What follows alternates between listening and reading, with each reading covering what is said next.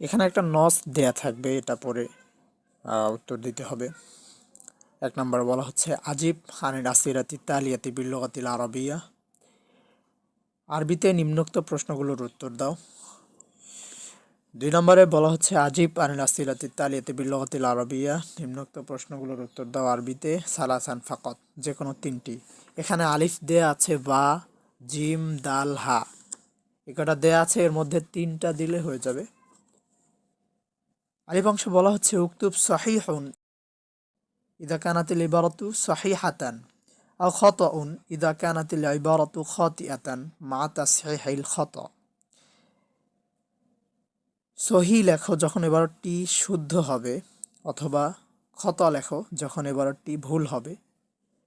মা তাসহিহিল খাতা, ভুল শুদ্ধকরণ সহ, অর্থাৎ ভুল শুদ্ধকরণ সহ খতা লিখতে হবে। তারপরে 2 নম্বরে বলা হচ্ছে ইমলা ইল ফারাগাত ফিল জুমালি তালিয়াতি বিকালিমাতিন মুনাসাবাতিন। শূন্যস্থান পূরণ করো নিম্নোক্ত বাক্যসমূহে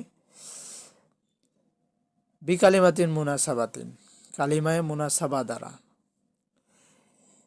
আচ্ছা, তারপর জিমে বলা হচ্ছে উযকুর জামআ মিনাল মুফরাদি লিল কালিমাতি তালিয়াতি।